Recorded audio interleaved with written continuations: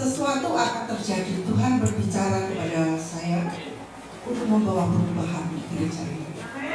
Di setiap orang yang hari ini hadir, membawa perubahan, membawa nama Yesus. Amen. Mengapa selalu dibilang anugerah dan Yesus ada di dalam kamu? Saudara tahu? Saudara sudah tahu di mana Yesus di dalam saudara?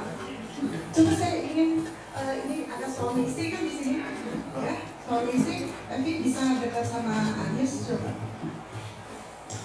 Saya mau berikan sedikit aja karena kalau saya jabarkan terlalu lama supaya saudara tahu kenapa Yesus itu dibilang ada di dalam engkau. Sejak engkau lahir, Yesus sudah ada di dalam. Ada rencana yang indah di dalam engkau, saudara dan saya. Amin. Siapa yang tahu di sebelah bagian mana Yesus yang ada di dalam saudara? Yang tahu katakan. Jadi saya nggak usah ngomong lagi. Tahu saudara? Yuk kita praktekkan supaya saudara tahu. Saya minta waktu 1 menit. Saudara bisa begini. Kalau bisa suami istri berhadapan. Ya, suami istri. Kalau nggak ada sama. Kenapa selalu ada anugerah di dalam hidupmu dan selalu dikatakan Yesus ada di dalam kamu? Saya kasih gambaran aja saudara. Coba untuk suami atau istrimu, di belakang tulang ini ada berapa saudara? Tulang belakang itu ada berapa? Siapa yang tahu tulang belakang saudara ada berapa? Coba menjawab gerayang ono geger. Tahu? Nah, tulang di belakang saudara, ya, oke, saya jelaskan. Ada 33 ruas. Kenapa, saudara? Coba perhatikan.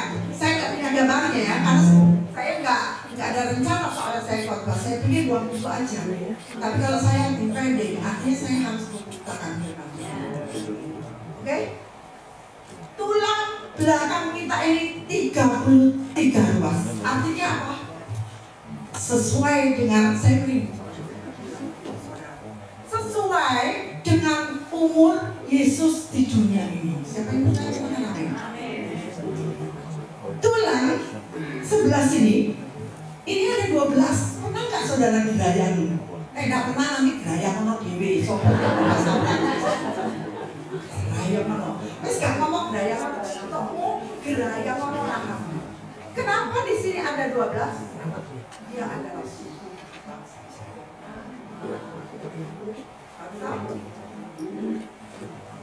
Sebelah sini ada 12 juga kan? Ada 12 kenapa? Ya. Ini adalah umat Israel. Artinya di dalam hidupmu itu sudah ada Yesus. Beri tepuk tangan buat Tuhan Yesus. Karena kalau tidak tahu, saudara tidak mengenal menghargai. Karena Yesus ada di dalammu. Silakan duduk. Nanti praktekkan di rumah. Seringkali orang bilang anugerahmu, seringkali orang bilang Yesus ada di dalammu. Engkau tidak menghargai kalau Yesus ada di dalammu. Tetapi kalau orang menghargai Yesus ada di dalammu, apapun persoalan di dunia ini bisa berhenti. Engkau lebih dari pemenang. Coba aku lebih dari pemenang. Inilah Yesus kita. Seringkali manusia nggak ngerti percobaan, masalah menutupi hadirat Tuhan. Seringkali Yesus nangis, hai anakku, jalanilah pencobaan ini, karena aku akan memberi pencobaan. Itu artinya Yesus di dalam.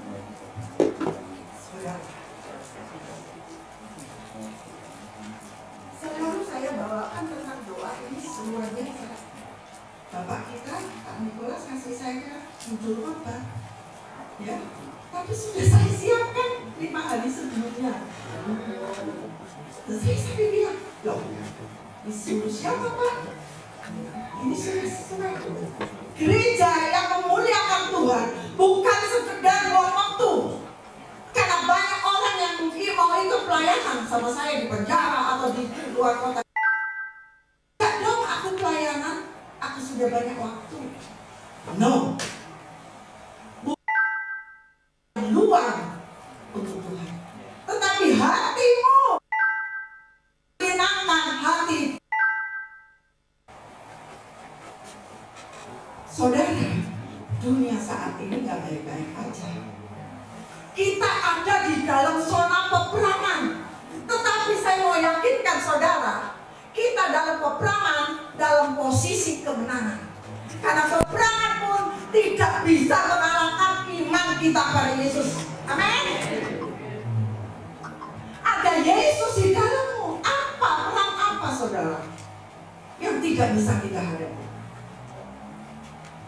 Perang dalam posisi kemenangan. Efesus 6 ayat 12. Coba kita baca.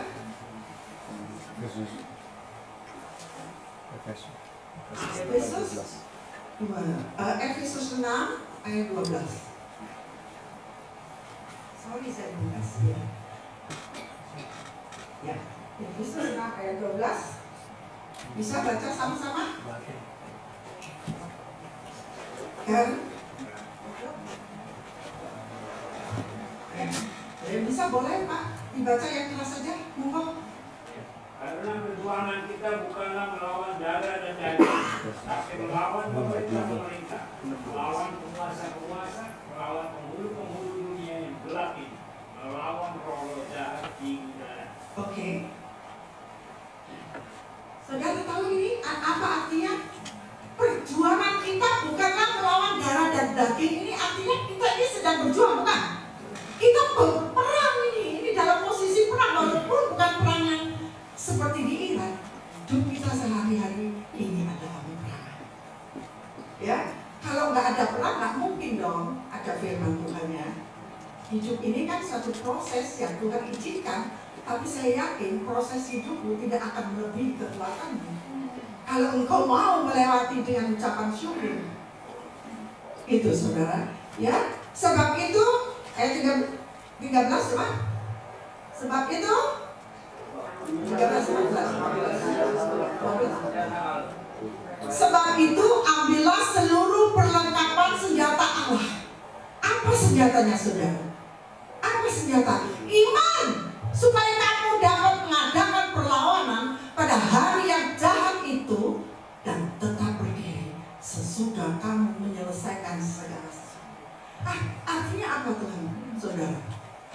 Kita bisa menyelesaikan dan tidak terus berperang, saudara. Capek, gitu. Kesel sama betul nggak?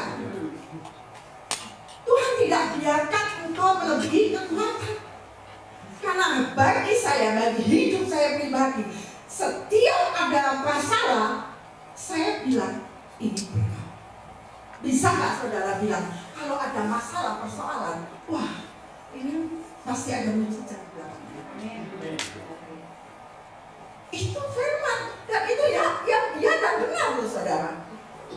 Coba bagian atasnya kita baca. Akhirnya di senjata nomor 10 ayat 10. Akhirnya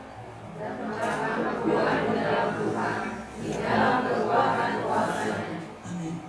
Ini firman. Kalau saudara nggak ambil, saudara belum berlangsung lunjung, capek kok hidupnya begini aja. Kok aku? Tetapi kalau saudara percaya Yesus di dalam saudara, itu ajaib saudara. Bukan kau nikmati sendiri kan? Tapi bisa orang lain kenal Tuhan. Saya dulu biasanya sebelum saya mengerti lebih lanjut, tiap hari kita berdoa sebelum tidur. Singkatnya saya kasih tahu saudara. Waktu saya tidur, kalau di Jawa beda ya, di sini kadang orang lain perhiasan. Kalau di Jawa sudah nyetel tuh kalung salib, ya toh, babi yang emas, pakai celana suami kamu. Satu hari ada maling masuk di jendela masuk saudara. Ketika dia masuk, dia sentolopin kok ya baterai itu mata saya dibukain dari saudara. Buka tutup, tidur kesirep. Tahu kesirep? Oh Jawa Pak, ada itu kesirep itu. Ya saya diam aja. Kalau salib ada, dia tidak ambil. bisa masuk di kamar sebelah anak saya. Terus dia ke situ, akhirnya saya tahu kenapa di celana kececeran. Tahu kececeran, saudara baca bersama. Terus hah? Itu maling bisa coba celana suami saya, nggak ada yang cukup. Nggak tahu kenapa, susah bilang. Karena saya pikir, saya maaf, ketolan pun saya kelihatan kaki gandul-gandul. Terus saya gandul-gandul. Dia kakinya satu ke sini, satunya ke sana. Tapi karena saya panik, apa yang terjadi? Saya punya senjata, saya tidak ngambil senjata, saya ngambil kemucing. Makanya jangan panik, oke? Kalau panik, bingung. Saya lari, saya tinggal suami saya itu kaki satu ditarik-tarik gini. Ambil senjata, kata dia. Karena sih kita punya senjata. Yang saya ambil bukan senjata, selain kemucing saya lari ke depan cari satpam. Padahal malingnya bukan dari depan, dari belakang. Oke, saya kasih tahu nih. Tetapi yang saya kasih tahu bahwa Yesus yang ada di dalam kamu, Dia melindungi kita. Selamat, Dia taruh itu bukan pisau, obeng yang panjang itu mengkilap, saudara. Nah, itu kalau suami saya godeli kakinya, obeng dicubes dari atas, apa yang terjadi? Oke, saudara tahu, inilah kedahsyatan Tuhan kita. Di waktu tidur pun kita dipelihara Tuhan. Kita harus tahu itu, saudara. Oke, jadi lalu tadi dikatakan kenakan senjata apa? Bukan senjata apa? Yaitu apa? Senjata firman Tuhan. Jadi apa gunanya saudara ke gereja tok nggak baca firman? Karena senjata itu adalah firman Tuhan.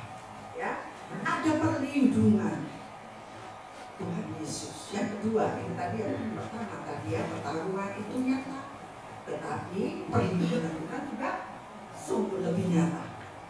Yang kedua, senjata kita ada di Amsal 3 ayat 5. Apa sih senjata kita yang kedua? Amsal, semua dari firman Tuhan. Amsal 3. Amsal 3 ayat 5, 7. Ayo Pak, siapa yang mau keras-keras baca biar ini tahu masuk ke dalam hati kita. Percayalah kepada Tuhan dengan segenap hatimu. Percayalah dengan segenap hati, bukan cuma ngomong aku percaya Tuhan melindungi aku sampai golekan, beneran. Bukan cuma aku percaya, segenap hatimu. Ya, terus. Dan janganlah bersandar kepada pengertianmu sendiri. Akuilah Dia dalam segala lakumu, maka Dia akan meluruskan jalan. Terus 7. Janganlah kau menganggap dirimu sendiri bijak. Takutlah akan Tuhan dan jauhilah kejahatan. Itulah yang akan menyembuhkan tubuhmu. Itulah yang akan menyembuhkan tubuhmu. Siapa yang sakit hari ini? Ada yang tak kelihatan boroknya, tapi karaktermu, sifatmu, engkau menganggap dirimu bijak, menganggap dirimu itu sudah benar. Oh, aku begini kok, dia yang salah. Sering nuding. Coba sekali-kali nuding pada dirinya sendiri. Tuhan ingin seperti itu. Apapun keadaan, situasi di sekeliling kita, kalau kita bilang terima kasih Tuhan, kau izinkan persoalan ini, aku nggak sendirian menghadapi. Ya, kita tahu senjata yang menyembuhkan kita. Kita ini banyak yang sakit kan? Kita nggak tahu kok kapan kita sehat, kapan kita sakit. Yang penting tubuh rohmu itu kadang-kadang juga sakit. Aku enggak. Tapi percayalah, percaya seperti apa? Percaya dengan segenap hati dalam keadaan apapun. Kita tetap percaya, betul? Itulah yang menyembuhkan tubuhmu. Nanti terakhir kita akan saling mendoakan ya. Baik itu, kita nggak akan lihat wajahnya. Memang semua cantik-cantik, ganteng-ganteng ya. Tapi kita akan saling mendoakan. Karena Tuhan inginkan hal itu. Karena dengan doa kita mau berubah, saudara. keadaan ini akan berubah. Tuhan ingin saudara mengubah orang lain, tapi dari dirimu. Yang ketiga saudara, doa yang gimana sih yang berkenal lagi sama Tuhan? Yohanes 16 ayat 13.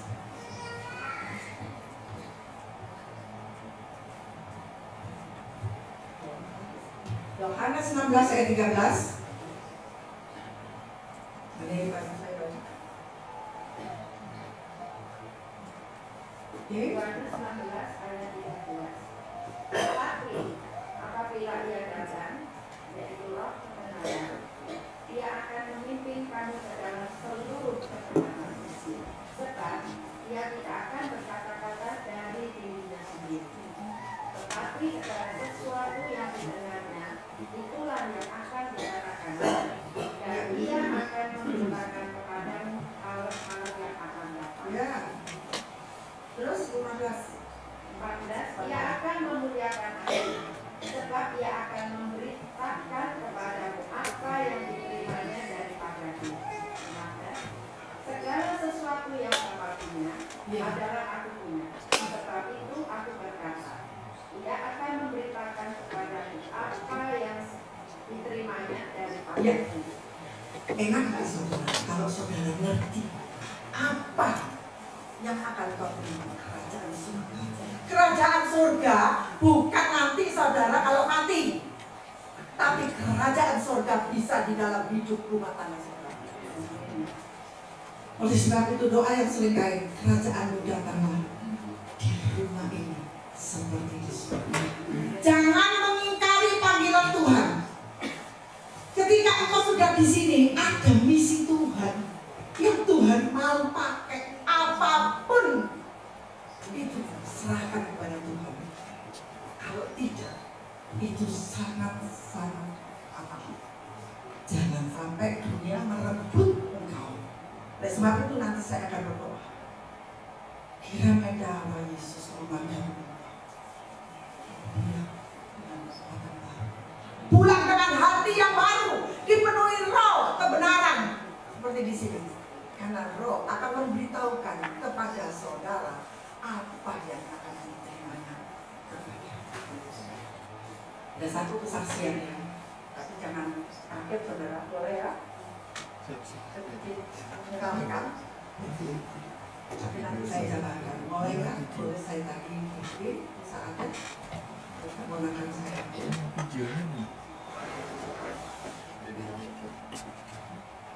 Bisa masuk ke ini. Nah, sini ponakan saya sambil menunggu. Ini anak Tuhan, mulai remaja dipakai Tuhan. Jadi dia selalu peka terhadap suara Tuhan.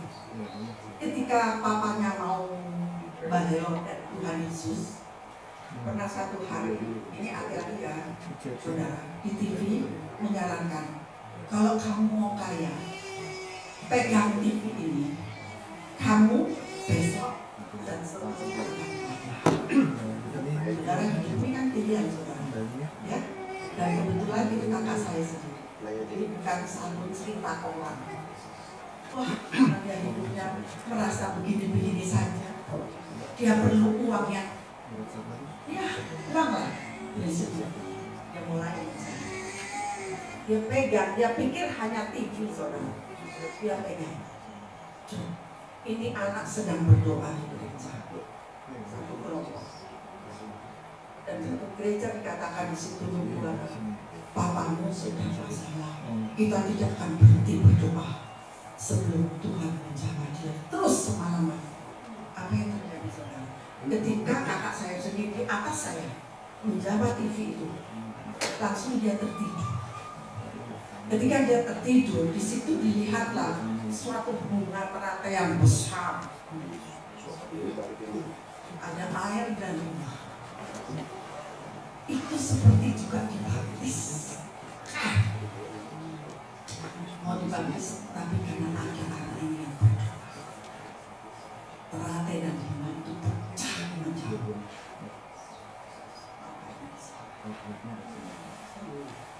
Ini serius ini. Dan apa yang terjadi? Sekarang lihat anaknya. yang dulu dipakai Tuhan. Dia merasa dia punya anak dua, kok hidupnya susah. Dia pelatih muang teh sehat dan berharap ditanyakan. Kalian tadi saya kirim video aja dulu, video. Oh no, yang pertama yang dia sedang fight. Segala perkara dapat kutamu di dalam Dia yang memberi kekuatan. Ini 2 bulan yang lalu, saudara. Tuhan Yesus penolong dan sahabat. Tetap percaya Tuhan setia. Posisinya cakep ya. Kelihatannya dia adalah pelatih muang teh, tubuhnya tinggi besar. Ya. Tetapi tiba-tiba dia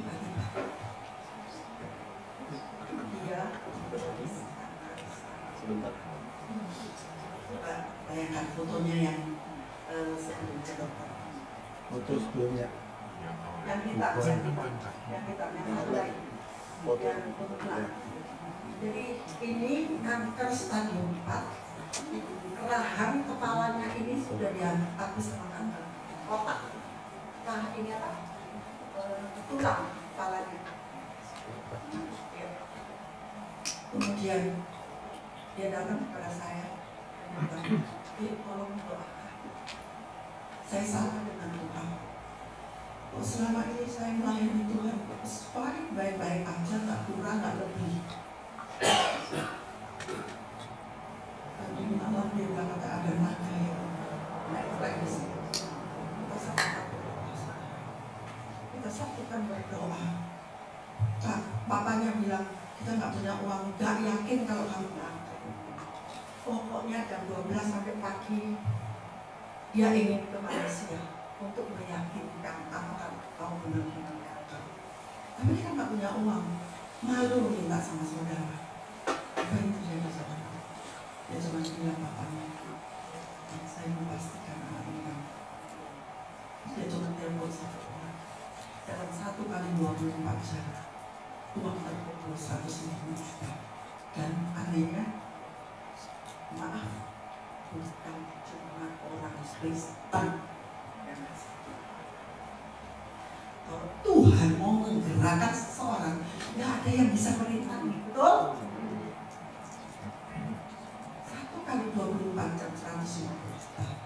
Besok 3 hari kemudian dia berangkat ke Malaysia.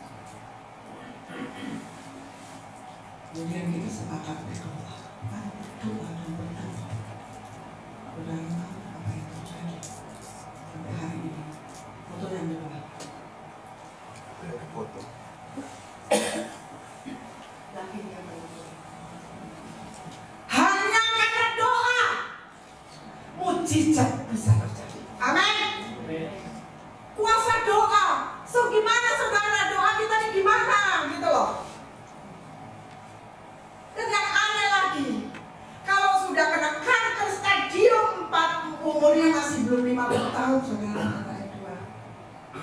Dia bisa menciptakan 25 lagu puji-pujian buat Tuhan. So saya mau tantang saudara nih, kenapa mesti kanker dulu? Bekerjalah di ladang Tuhan dengan sungguh-sungguh. Lakukan bagianmu apa yang kau bisa. Jangan cuma karena ada waktu. Coba yang terakhir kali ini. Kami Malaysia.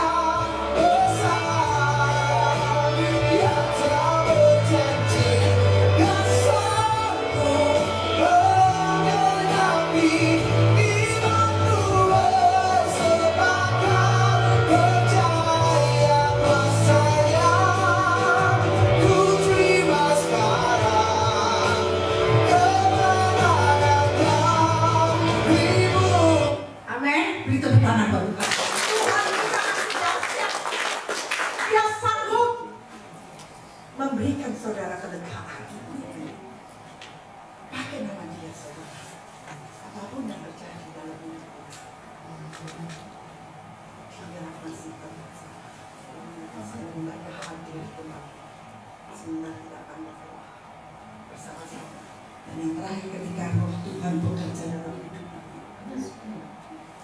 saya minta suami istri berapa banyak saudara sudah mendoakan mau berdoa saudara biar tetap sama, nggak bohong, glory to glory itu dari kapanpun saya pernah alami. Dan tahu saudara pernah dengarnya ketika saya pulang gereja, tiba-tiba anak saya nabrak orang dengan bahkan seperti itu. Mobil mau dibalik saudara, saya bingung. Saya lihat ada satpam, Pak, tolong Pak. Mobil saya mau dibalik. Dia bilang, Ibu bisa ngatasi, Ibu nggak kayak Cina kok. Tahu? Sorry, tanda kutip. Nggak kayak Cina Bu. Bayangkan saudara, sekampung itu melilingi mobil di Giraga, saya di dalam. Anak saya yang kecelakaan, dia bawa orang yang masuk rumah sakit, dia mau dibully. Karena saya ditantang seperti itu, saya nggak mau mempermalukan orang. Betul? Kira-kira saudara panik nggak? Ada 20 orang mau gulingkan mobilnya anak di depan mata saya dengan baju habis seminar. Teman saya, apa yang saya lakukan? Saya ini modelnya tomboy, nggak jauh dari anaknya. Amin? Tahu tomboy? Setengah gitu loh. Karena saya ini soalnya dari menikah sampai sekarang, saya selalu bilang apa yang orang lain bisa kerjakan saya bisa. Ya, saya nggak pernah potong rambut. Anak-anak, suami saya, anak saya nggak pernah ke salon potong. Itulah saudara. Tuhan akan memperlengkapi. Oke? Mau tak terus tadi apa yang terjadi ketika ada keroyokan satu kampung datang. Nggak tahu PD dari mana, nggak tahu kekuatan dari mana saya. Modelnya kayak gini, udah maksudnya bukan cantik-cantik banget, tapi kalau model gini lawan orang 20 orang dari kampung, kira-kira saudara, pernah nggak saudara gemeter gini? Aku ya pernah loh, dengkulku ini ya, dengkul kemerotot dengkulku goyang sendiri bunyi, nggak terasa. Tapi mulut tidak didengarkan. Saya gebrak mobil saya, dalam nama Yesus, stop! Tapi nggak ada yang video. Saya gebrak pakai kata anggota, itu mobilku dewe tak gebrak tanganku itu batal. Wah! Saudara, dia langsung Fred, saudara pikir itu siapa? Betul? Saudara langsung dia ngomong, siapa itu? Saya nggak tahu, pokoknya apa yang terjadi tiba-tiba datanglah tentara polisi mengiringi saya. Saudara, di tengah-tengah bahaya pun Tuhan itu sanggup melindungi kita. Itu Tuhan kita, Yesus namanya, nggak ada yang lain. Dia masih tetap namanya yang saya. Betul? Saudara mau alami itu? Saudara mau alami nggak atau sungkan? Saudara, sungkan saudara. Ya, hari ini saya mau katakan Tuhan Yesus itu masih tetap. Dulu dia membangkitkan orang. Hari ini, apapun masalahnya, saya jamin 100%.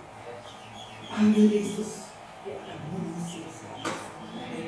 Ada sedikit tambahin dikit ya, masih ada nggak? Ya, saya baru datang dari Australia, saya sempat Surabaya.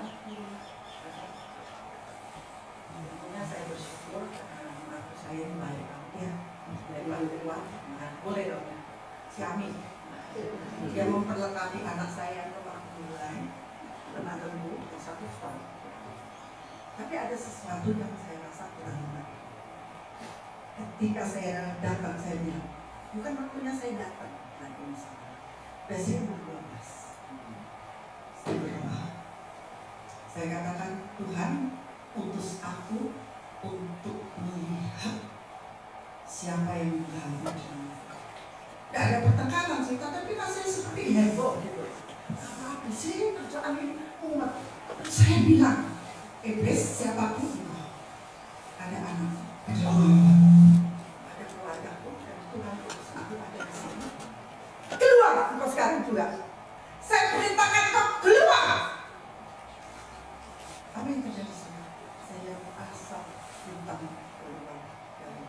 Amin. Eh,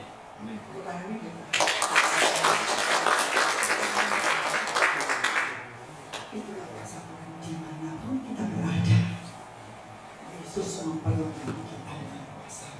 Sekarang saya tanya, apa keinginanmu? Apa keinginanmu yang tidak bisa Tuhan lakukan, saudara? Dia ada di sini. Dia sanggup menolong engkau. Saya akan berhenti, saudara. Tapi saya rindu. Tuhan bukan cuma diomong, tapi alami. Alami kuasa Tuhan. Kalau saya mau cerita kebaikan Tuhan, saudara bisa bingung, tak cukup satu hari. Karena Tuhan itu sangat baik. Tuhan pelihara diri saya. Saya suka ambil sama aja. Saya nggak akan suka orang datang. Saya nggak akan. Tapi Tuhan pelihara. Tuhan pelihara. Saya nggak sebut jumlahnya. Tapi apapun yang saya mau, Tuhan menyediakan. Amin. Enak nggak itu, saudara? Nggak kekurangan, nggak berlebihan. Kalau saya tanya deposito uang di bank, nggak ada, saudara. Tapi coba saudara tanya, kita mau berangkat kemana, jalan-jalan mani-mani kalau kehendak Tuhan. Kalau usah nona, Tuhan sediakan. Itu yang luar biasa. Berkali-kali Tuhan menolong. Saudara, ini kisah. Naik pesawat pun, ketika kita senyum dengan pramugari, kita senyum dengan orang yang lain. Di tempat eksekutif kosong, ibu pindah ke depan, cuma senyum loh, saudara. Coba saya lihat senyum. Senyumnya mana dong? Senyum membuat orang itu merasa ada sesuatu di dalam wajahmu, di dalam hidupmu. Senyum dan bermuka gembira. Suami juga gak boleh rekod-rekod masih. Suami juga bisa senyum. Ini saya lihat cewek-cewek yang senyum. Suami senyum dong. Senyum membawa suasana surga itu. Coba suami atau istri mabok gitu. Terus suaminya, ya, it's okay, gak apa-apa, gua kerjakan aja. Senang sekali dengar seperti itu. Atau gimana sih mau dikerjakan cuci piring ini? Pasti geger, gara-gara piring. Kalau orang di rumah nggak kenal Tuhan, pecah kabeh. Benar, betul? Ya, masalah kecil bisa besar. Kalau tidak ada senyum, wotok, tombo, nek ketawa lah lancar, nek matotok lah kelam. Semua orang senang. Dia kalau lihat itu kalau saya lihat orang kalau sama saya ini paling peka, orang ini marah-marah, yang ketawa, menganggap bangun dulu, maju mundur ya, nyanyian si hari ini, kena mundur kena. Oke, coba aja ya Jim, biar nggak tegak. Saya akan minta waktu untuk kalian mendoakan. Kalau sampai dari mana? Pakai suami istri boleh mepet. Nek suami orang jangan mepet. Istri orang jangan mepet ya. Jadi bagi mepet. Sorry. Oke, kita mau ambil waktu untuk berdoa, boleh? Segera ya. Satu sama lain, satu batu, saling mendoakan.